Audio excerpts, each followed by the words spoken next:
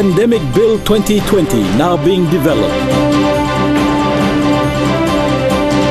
Western Highlands opens new isolation facility. NRL Round 3 matches sees interesting footy. This is National EMTV News with Toraho Morea. Good evening and thanks for joining us for Monday's news. With COVID-19 affecting all sectors of the government, a Pandemic Bill 2020 is now being developed to help address issues relating to any pandemic going into the future. This was announced today during the presentation of NCD COVID-19 Task Force report for the last 60 days. The report highlights the achievements, challenges, and how to live with COVID-19 going forward. Morning to you all. In the presentation today, a short video highlighting their efforts in the last 60 days were presented. A representative from the COVID-19 National Operations Center gave an update on the health facilities, training including operations and logistics so far. Though much has been done to combat COVID-19, the threat still remains high. Externally, the threat remains very, very high.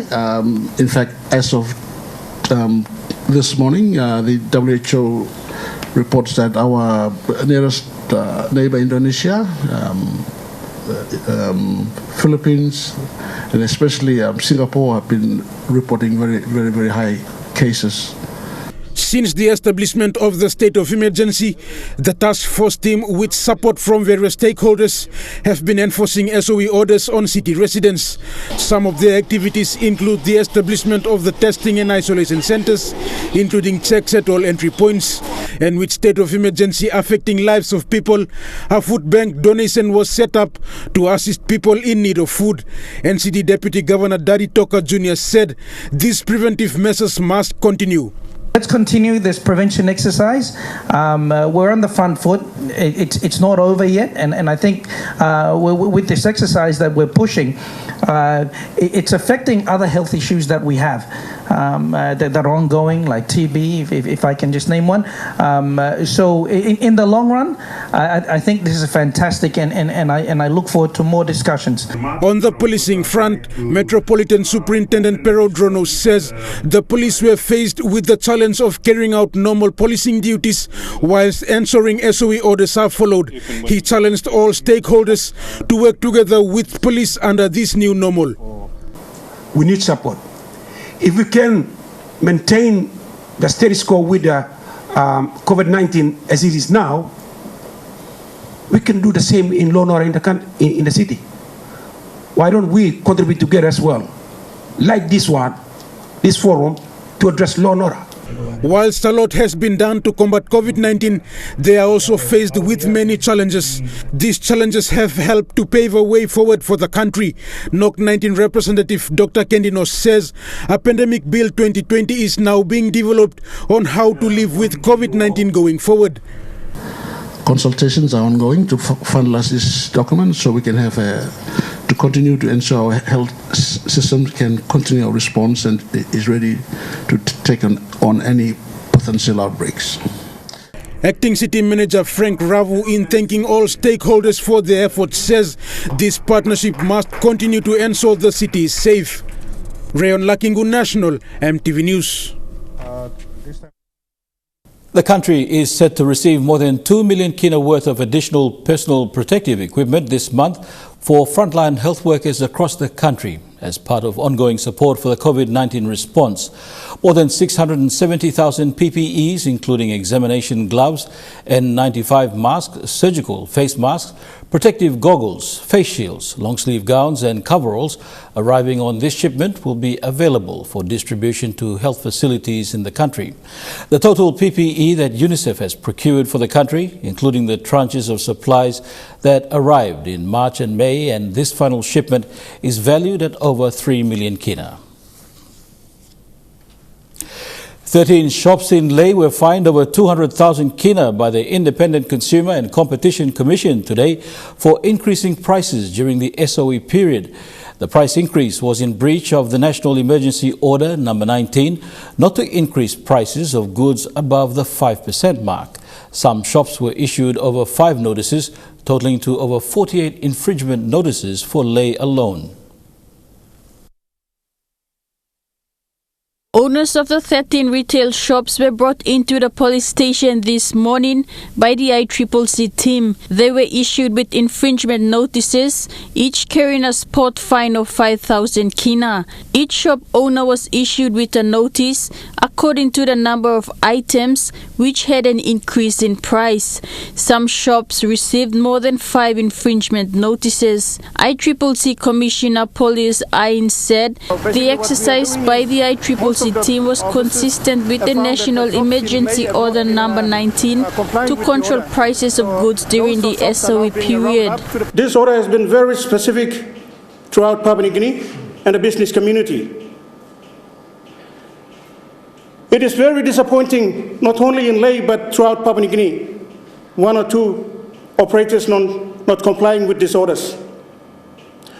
We understand the business difficulty in trying to bring these goods onto the shelf, but the order specifically requires an approval from the ICCC.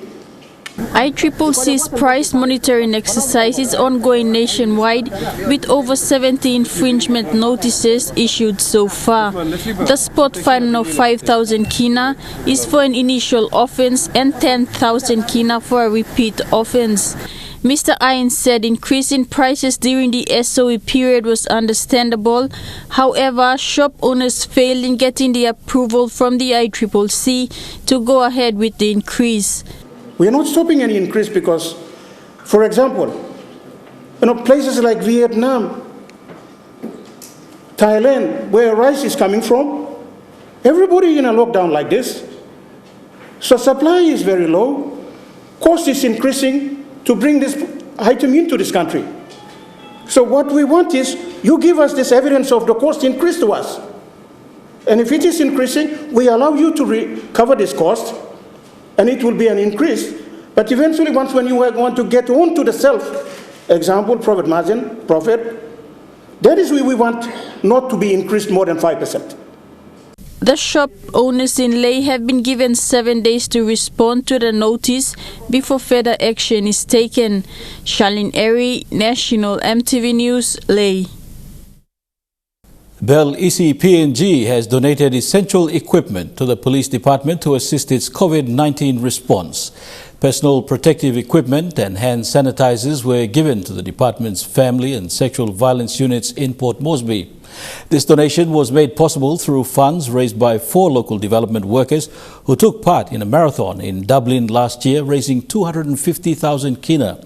The quartet ran a 42-kilometre race to raise funds to support efforts addressing violence against women and children in PNG, which they then donated to Bell ECPNG.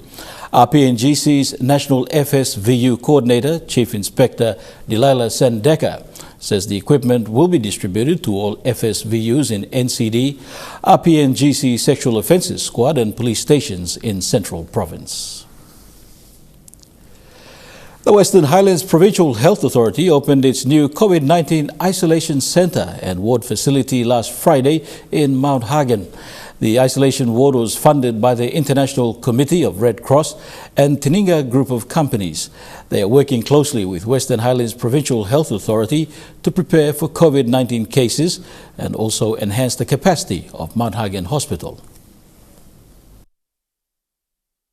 The Western Highlands Provincial Health Authority received tremendous support from the International Committee of the Red Cross when the hospital's chapel was turned into the new isolation ward for COVID-19. ICRC funded the facility to the tune of more than 100,000 kina. The building interior holds 12 beds, a delivery room, wash facility, toilet and bathroom, including PPE donning and doffing stations, and an area for disinfection and waste management. COVID-19 took us all by surprise. It's the same for ICRC. Everywhere in the world where we work, we had to think how we can best support communities. and authorities in these new challenging times. So here in PNG as well, we have adapted our programs. The Red Cross also assisted the hospital by establishing 2 pre-triage tents for screening outpatients, PPEs for staff and materials for infection prevention and control. The support by the Red Cross is to ensure that the conditions meet national and international standards. Also, the Tininga group of companies was supportive to the work of the COVID-19 Task Force Committee in Western Highlands. She is totally key and able to help the entire province, and wonderful entity that services not only the Western Highlands but Jiwaka and Southern Highlands, Anga, Chimbu, all the other provinces and areas that are put upon it as a burden to service as well. Sister Joyce Atagla said through their support they have been able to collect 52 samples in which the IMR tested 9 cases, which all turned out negative, 24 still pending, 13 have also been tested by the hospital's pathology and also came back negative. The hospital CEO, Mr. David Vorst, thanked Red Cross and Tininga for their support in working together with the Western Highlands Provincial Health Authority and COVID-19 Task Force Committee to deliver the new COVID-19 isolation centre for the province. We will do, but also deal with the virus when it comes, and it will come, is an extraordinary effort by the staff of this organisation. Mr. Vorst said the isolation centre is now open and ready for use. Jeremy Moggy, National TV News. Prime Minister James Marape says his government is managing a country with many challenges after 365 days in office. He said this at the first anniversary dinner at the Hilton Hotel in Port Moresby on Saturday night. Marape said the challenge remained for his government 1 year on, but is adamant his government will achieve their goals. He added that his government inherited a huge public debt from the previous government of his predecessor, Peter O'Neill, saying his government had been busy cleaning up legacy issues since taking office. The Prime Minister also said Treasurer Ian Ling-Starkey has a tough task ahead of him in managing the country's finances. The government retired 2.2 billion kina worth of debt last year and continues this in 2020.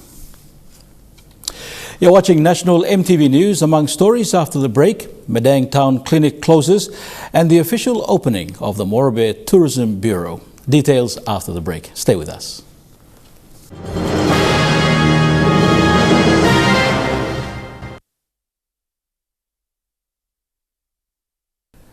Welcome back. A group of people from Hela Gimbu Incorporated Association say a recent media statement from Mayor Habia Babe, who claimed to be their chairman, does not represent the views of the people of Hela. In a meeting today, they resolved that Babe, who made the statement on MTV last night, is no longer a member of the association. They say the association represents over 400,000 people of Hela province. Hela Gimbu Association was incorporated in 1985 with IPA records showing Damien Arabagali as chairman. And the association represents over 400,000 people of Hela province. Speaking to MTV this afternoon, they say Mr. Babe is not the chairman of the association. They say Mr. Babe is the general secretary of Our Development Party, and the statement made was misleading, and that Mr. Babe's media statement is only his personal views and he does not represent the Hela Gimbu Incorporated Association. Morobe provincial government aims to focus on church history to develop the tourism industry in the province and the country. This follows the official opening of the Morobe Tourism Bureau in Lae on the weekend that was officiated by the Tourism and Arts Minister Emil Tamur. Morobe Governor Ginson Saunu said the church history activity is based on the tracks the early missionaries used to bring Christianity into Morobe and then to other parts of the country. There are 2 tracks that the Morobe provincial government will be focusing on to develop tourism in the province. These tracks are located in Finchafen district, which German missionaries arrived 200 years ago. According to Morobe Governor Ginson Saunu, these 2 tracks follow the 2 main languages of Morobe, Yabim and Kote. I would like to use these two languages that the missionaries used, and they walk from Finschhafen to two different locations, treks, and they went to different parts of Morobe province. And one is, as I said, Kote, one is Yabin. So I would like to call it Miti Trek 1 and Miti Trek 2. That will be an additional attraction to tourism product in this province. Minister for Tourism, Arts and Culture, Emil Tamur, said the successive governments over the years have ignored the tourism industry. Minister Tamur said the current government is focusing on strengthening agriculture and tourism as the main engine of growth to PNG's economy. Tamur made this comment on the weekend in Lae following the launching of Morobe Tourism Bureau office at Lae International Hotel. Forget about the past governments. This is the new era. We need to move forward. And to move forward, ladies and gentlemen, there is no other way. I call upon all DDAs of various districts. If the governor is leading by initiating, I know for sure my good friend and member for Lae and also the lands minister is going to work along with our good governor, because we have to start somewhere. The Tourism Promotion Authority supported the Morobe Tourism Bureau office with 100,000 kina and a drone with other equipment, while the Tourism, Arts and Culture Department assisted the office with 50,000 kina. The department, towards a tourism stakeholders workshop, also committed another 50,000 kina that would happen next week in Lae. Agro-tourism is also one of the activities the province will focus on. We must also have agriculture tourism. So every section that our people participate in and balancing their life, we must include everything together so that there is an interaction in everything that our people involved in every day of their life. Julie Badui, Owa, National EMTV News, Lae. Teachers and nurses are needed on Bougainville as older members of the current workforce are aging, according to South Bougainville MP and Communications Minister Timothy Masiu. Masiu made these comments while addressing Bougainville students from the Balab Teachers College and Lae School of Nursing during his recent trip to Lae. Amidst the COVID-19 pandemic, Masiu reassured students that there had not been any cases on Bougainville and the authorities were doing what they can to prepare for cases. He said these students will be responsible for the next generation and have to concentrate on their studies during this time. Whilst acknowledging the visit, the students said they would like to see other Bougainville leaders do these visits as well. Masiu also visited students at the University of Technology. Mi singalu ibla lo concentrate lo school lo ibla mi la sami ibla kam lo school mi la gim teacher come back lo class mi la gim nurse come back lo class ika plenty all aging workforce lo mi plenty all teacher oli go lapu plenty all nurse oli go lapu mi la lagi lo school good COVID-19 no can distracting you bla and no can make you bla eating plenty concentrate because no place. People are expecting you to finish one term diploma in teaching or diploma in nursing or one something. Now you come back on this. Leader of the People's National Congress Party, Peter O'Neill, has called out Prime Minister James Marape for what he says are false claims regarding the PNG Electrification Partnership or PEP project that was negotiated during the APEC summit in 2018. O'Neill says the PEP was a very important outcome for APEC in Papua New Guinea that had nothing to do with Marape, who did not show any interest. The former Prime Minister, in a media statement released today, saying Marape does not support the development of off-grid power generation and distribution. In 2018, during the APEC summit held in Port Moresby, APEC partners signed a $1.2 billion program that was intended to deliver an electrification for 70% of PNG people by the year 2030. O'Neill says that international partners have been frustrated by the incompetence and corruption of the government. Prime Minister James Marape had issued a statement last week after meeting with the ambassador of Japan to Papua New Guinea. Discussions centered around the government's plan to connect 70% of households to electricity by 2030. The meeting follows a joint meeting with other stakeholders from Australia, New Zealand and the US on May 26. Madang Town Clinic can no longer see patients due to the deteriorating state of the facility that has not seen any maintenance for over 10 years. Sister in charge of the clinic says most sections of the building are run down and no longer safe for patients. Today, the town clinic stopped seeing patients due to the worsening state of the facility. The appalling state of the building is visible to anyone who walks into the center. The floorboards are rolled with cracks in most of the rooms. Even the ceiling has breaks. The ablution block is not conducive for both patient and health workers to use. Cupboard shelves used for storing medical supplies and other necessities are infested with termites. Clinic all kata room bagarap, toilet, shower, blood patients bagarap. The front waiting room also come inside, go and bagarap. Even myself, want to stop them, put down, want all patients all put down, go inside. Sister Alingo says in March the COVID-19 technical team had initially planned to use the town clinic as an isolation center for possible COVID-19 patients. They were asked to vacate the building and all equipment inside the clinic taken out and locked at the Madang district office in a container. This was to allow renovation work to be carried out. And then they asked us to remove everything, and we went and locked them up at the container along district office. The clinic is now empty with few mats and pillows recently bought by the health officers to help them examine pregnant mothers. A patient from Kranget Islands says the town's clinic is the only facility they get treatment from and its closure would affect them. She explains they cannot access other clinics as most times nursing officers stationed there refuse to treat them and send them away. Well, referring me pla logon tap lo modilo now sick or narapla sick inside lo Madang town me pla sa gota sol also rausi me pla come back again. Another patient from Kranget says buying medical drugs from pharmacy is an expensive exercise for most islanders. Okay, suppose this la clinic can be passed by also Highlands.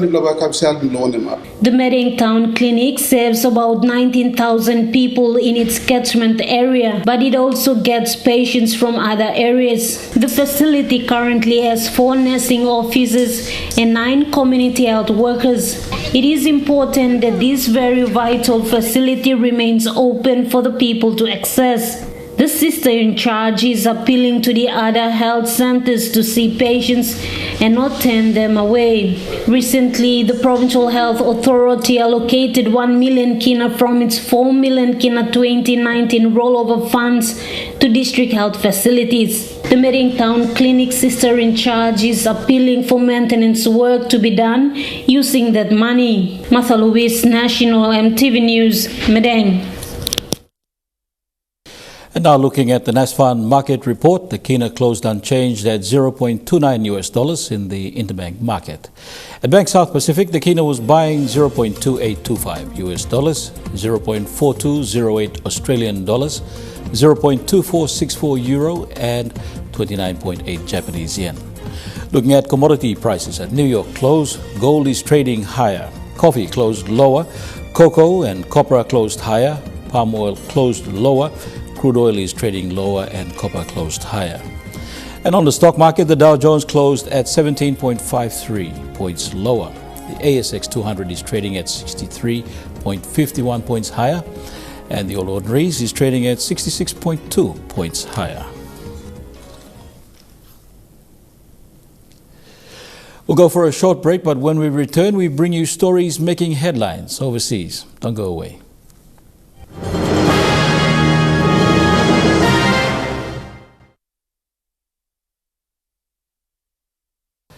Turning overseas, fury at the death of George Floyd is spreading around the globe with demonstrations across New Zealand today. Thousands took to the streets this afternoon protesting against police brutality and racism towards black people. It follows the 6th day of violent protests in America, which shows no signs of slowing. This isn't America, it's downtown Auckland. The voice of protest against George Floyd's killing and what it represents ringing out across New Zealand. This is my future and my kids are scared for my own safety. Marches in Christchurch, Wellington and Auckland. Amongst the thousands, Randy Pollard. He moved from Minneapolis and says he knew George Floyd. All around great guy. I've never known him to give anybody any problems. We laugh a lot. He feels safer in New Zealand and says he's touched by the response. All around the world, I mean, there's people that stand together for something that's wrong and they want to see it made right. That message going global, protests in London and Berlin. And for the 6th straight day, it's still burning across the United States. These clashes are just blocks from the White House. The National Guard activated in 15 states. At least 40 cities have imposed a curfew, but they've been largely ignored as tensions rise. The driver of this truck in Minneapolis, where George Floyd lost his life, arrested after speeding towards demonstrators on a closed-off highway. We're getting killed. Minorities are getting killed, and we come out to the streets. Now the military out here. Peaceful protesters argue those looting and rioting during the demonstrations are a distraction from the cause. You could be angry. You could be frustrated, but channel it in another way where justice will be served. You were just putting out the fire. I was trying to. Why are you doing that? It's not the point, man. It's not the point at all. What's the point? The point is that we all know that the justice system's flawed. It's corrupt. It comes as new footage is released, showing what appears to be the minutes before George Floyd was pinned to the ground by police. He can't be seen, but it shows a scuffle in the back seat. An investigation's also been launched into this incident with 2 NYPD vehicles in Brooklyn.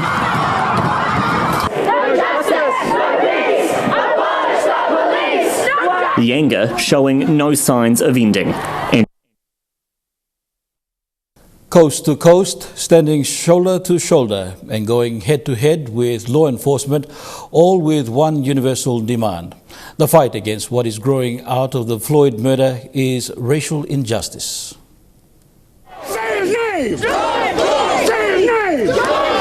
Say his name! We are gathered here to call on our racist president. Amen!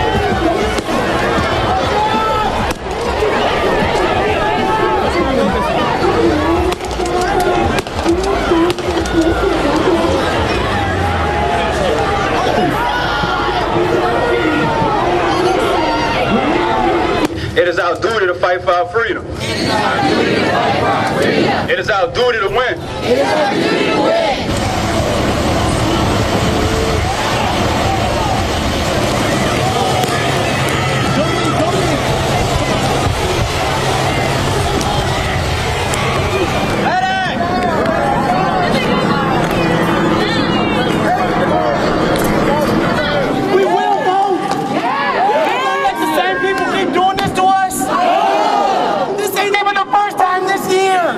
This ain't the first time this month. This ain't the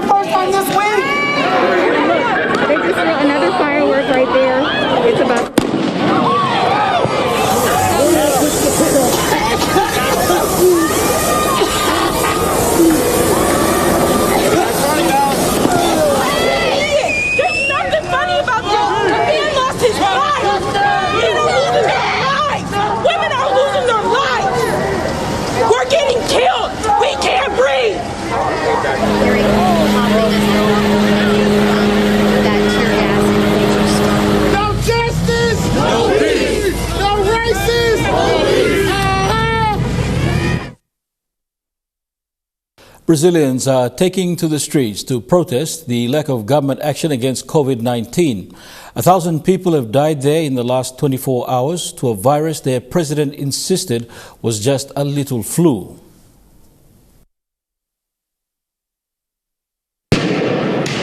Brazil's coronavirus pandemic seems to be spiraling out of control, and the fury is spilling out onto the streets. So we're just behind the police line here. They're trying to move forward to push protesters back. There's a lot of smoke and tear gas in the air. President Bolsonaro's handling of the outbreak, dismissing it as just a little flu, has angered many. In the cramped spaces of Sao Paulo's favelas, coronavirus is spreading fast. Only the gangs who control this place offer any help, handing out food, masks and hand sanitizers. Brazil is now the fourth worst hit country on earth. Nearly 1,000 died in the last 24 hours. This is 1-month-old Elena. I'm afraid my daughter will contract the virus, she says. We've heard a lot about social distancing, the way to keep safe. In a world like this, it just seems basically impossible, and they're doing what they can. At the cemetery, families wait in line for their turn to grieve. Brazil has already suffered so much, and now it's preparing for worse. Back home, the North Coast Road in East New Britain province is in a state of disrepair as locals are demanding immediate repair to the road. Flash floods over the past 6 months have created more damages that may drive up the cost of repair into several millions of kina. Criminal activities are also thriving along the area as youth are taking advantage of the road conditions to hold up vehicles and harass members of the public. The East New Britain provincial government has admitted on numerous occasions that it doesn't have the money to fix all the deteriorating roads in the province. The Kokopo to Rabaul Road in East New Britain province used to have the worst condition every time it rains, but that is not the only case in the province anymore. More concerns are popping up as road conditions all over the province are deteriorating steadily. Here at Vunalir village along the North Coast Road, continuous flash floods over the last 6 months have eventually cut off the main road. What used to be a small drain is now a large trench created by fast-flowing water coming downhill from villages situated up in the mountains. And it is a growing pain for the locals here who want the East New Britain provincial government to attend to it. The old big man now, only say put him Douglas Tasola. Putim Douglas Tasol, desalao tendo, desalao len cruzaya. Kalapin mol bareta soliko. Mi playa malaris tabol man meri walk about the koi kamol raskeli kamol imol oli kisimol something lol turangu mani kailili kai blongol suko blongol. David Tolulu, a village elder at Vunalir, showed me his home that is now under threat. His trade store is just inches away from collapsing. But that is not all. He's worried his house may also be washed off. He says it's a problem that seemed to have no solution to it. Olkatapia buruk. Close to the house when you come down. Olkatapia. All big money will loron. Only look. That's all. No got something come up. The East New Britain provincial government on numerous occasions have admitted that it doesn't have the money to fix all the deteriorating roads in the province, including this one. The money will have to come from Waigani. A local road contractor has built a temporary bypass over the treacherous slopes, but the locals say it may not last. If it rains again anytime, they will have to start all over again, and they will need money. Edwin Fidelis, National EMTV News, Kokopo. Trukai Sports is next, and Elijah Lovett joins us at the sports desk. Thank you, Toraho. NRL Round 3 highlights. POM RFL given some help, and we'll also have an update from the High Performance Centre and boxing. Details in Trukai Sports. Stay with us.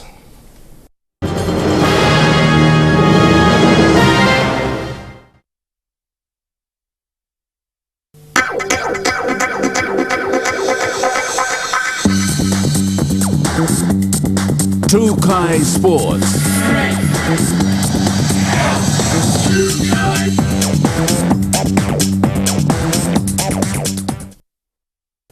Welcome to Trukai Sports. Port Moresby Rugby Football League's bid to start the 2020 season has been given some help. With the league announcing the sponsorship for 2020, POM RFL has a standard operating procedure but will have to wait for approval from the SOE controller. With a well-written out standard operating procedure for their interest to start the 2020 season, Port Moresby Rugby Football League has also confirmed their sponsorship with Esprit Brewery. The brewery has been in partnership with POM RFL for the past 66 years. Meke Maino, POM RFL administrator, said the brewery's 67th year of sponsorship is valued at 70,000 kina. Our appreciation and acknowledgement to our walkabout partner, long-term major naming rights sponsor, SP Brewery, for giving us approval of the amount of 70,000 which they approved, and that will allow us to prepare on the ground, especially the SOP and COVID-19 preparedness that will give us that confidence and protect all our players and everybody else, clubs, officials, players. Meke said POM RFL is willing to have no spectators during matches. He also added that the league will have volunteers to help monitor temperatures and provide hand sanitizers at the venue entrance. We are willing to start the games without the presence of supporters and spectators. But if the supporters and spectators will have to come and watch, we are also prepared for that. We have only a single entry and exit point where it will be very easy to manage. We'll train trainees specifically for that. We'll have infrared thermometer guns. We'll have sanitizers. We'll have hand gloves. POM RFL will have to wait though for Papua New Guinea Rugby Football League to hand their submission over to the State of Emergency Controller for approval. Fidelis Sukina, Trukai Sports. Staff of PNG High Performance who are back at work are currently preparing and planning programs before they can welcome back athletes to train for their national and international events respectively. Performance Manager Armstrong Melly says athletes are not expected anytime soon until they are given the directive by the SOE controller to open their facilities. Now, it's been 2 weeks since the staff of the PNG High Performance got back to work to prepare and plan programs for when PNG elite athletes get back into training. But upon directive from the PNG Sports Foundation and the National Emergency or SOE controller. As of today, it is 2 weeks since the staff of High Performance got back to work. Performance Manager Armstrong Melly says the staff are back into organizing themselves since the state of the emergency lockdown and are working to prepare programs and services of High Performance. At the moment, with hands-on physical handling such as physio and all that, we don't really want to expose the HPS staff and, the athletes to, the close contact, everything like that. So we're just waiting for the clearance from the government. Once they give us the clearance through to SF, that's when HP will start taking action into bringing athletes in and looking to figure out how we work through providing those services to the athletes. He says there are no training programs at the moment and athletes are not allowed to attend or visit High Performance as yet unless the directive is given by the SOE controller. Yes, we're currently back to work. It's all just preparation work at the moment, so moving forward with the new normal, making sure places sanitized and we're prepared to receive athletes. But at the moment we're waiting for the directive from the SF. When asked if the athletes are expected back to High Performance anytime soon, he said, once we get the directive from the government through to SF, that's when we'll start receiving athletes. But the advice at the moment is the athletes just stay put until advice from the government comes through to through SF and then HPS, and then that's when our portfolio managers will start going out to the NFs, notifying them that's when we resume training. Yep. Now, athletes are still encouraged to train and prepare themselves for their upcoming national and international events before the OK is given by the SOE controller if athletes should be back into training. Godwin Eki, National EMTV Sports. And Trukai Sports continues with more updates when we come back. Stay with us. True Kai Sports. Welcome back to True Kai Sports. The Telstra National Rugby League competition returned last Thursday, kicking off round 3 matches. An interesting weekend of footy with some major upsets over the weekend. Thursday night footy was back with the Parramatta Eels taking on the Brisbane Broncos at Suncorp Stadium. It was anticipated to be a tough battle, with the first half scores at 12-6 in favour of the Eels. The second half was one-sided. The Eels dominated, running in 4 tries to win 34 points to 6. Friday night football began with the Cowboys' demolishing performance over Titans in a 36-6 victory. 2019 Premier Sydney Roosters were eager for a win to get back in the winner's circle after losing the first 2 rounds. They convincingly beat the Rabbitohs 28-12. 3 matches were played on Saturday. The first was an upset as the Warriors held the Dragons scoreless to win 18-0. West Tigers captain Benji Marshall was brilliant for his side, leading the team to a 28-16 victory over the Sharks. The last match on Saturday night was an upset as the Canberra Raiders held off the determined Melbourne Storm side to a 22-6 triumph. The Penrith Panthers and the Newcastle Knights drew 40 in all after many failed attempts by both sides in extra time. The last match of round 3 had the Sea Eagles run over the Bulldogs in a resounding 32 points to 6 win. One man on the New Zealand's honour list today has made a huge difference inside and outside of sports. New Zealand's former boxing champion Billy Graham and his youth foundation have helped turn around the lives of thousands. There's not many things Billy Graham hasn't done over the years. Light welterweight Billy Graham. From dominating in the ring to being a motivational speaker. I probably just went out and done it. And now he can add being a member of the New Zealand Order of Merit for services to youth and community. A lot of people say, he's going one what? It's good to be recognised. When you're still alive, it's great. Normally you get recognised beyond the blink, you know. But I'm still a young fella. He sure is. That energy still focused on his work at the Nine Eye Boxing Academy and 6 other clubs around the country through the Billy Graham Youth Foundation, where he and his team do their best to get kids off the streets and out of trouble. Kids want to be recognised. They want you to know who they are, and they want to have a voice. When they get here, they get their say, you know. And while he loves to see them excel in the ring, it's what happens outside the gym that counts. At 6 now, been head boys at their colleges around the Wellington area, all come out of our gym in Nine Eye. That's pretty. I'm more impressed than that than saying you won New Zealand title. You're the head boy at school. But it's not all success stories. Those are the ones that hurt. You know, the ones you lose, you don't win them all. You know, and you just do the best you can with what you've got. We haven't got all the answers, but the ones that I climbed into their boots, what I was like when I was younger, and I had more issues than most of the kids who got here, and I somehow come through. You know. Miracles do happen. Miracles, or just decades worth of unselfish, unwavering work. And that story ends True Kai Sports. Turaho will be back with the weather forecast for the next 24 hours. True Kai Sports.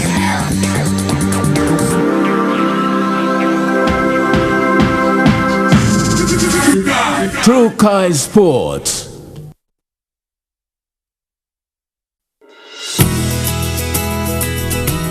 This weather update is proudly brought to you by MoniPlus, with you always.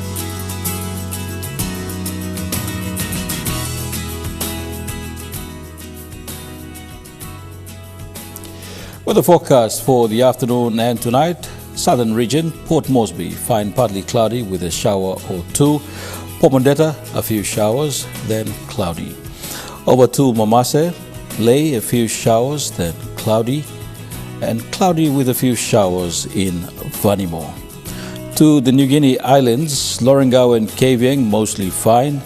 Kimbe and Buka, a few thundery showers. And to the Highlands, Mount Hagen, chance of rain showers and cloudy.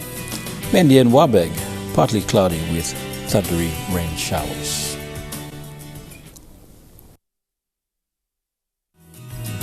The weather update was proudly brought to you by MoniPlus, with you always. And that's the news, sports and weather for today, Monday the 1st of June 2020. On behalf of the news team, pleasant viewing. Good night.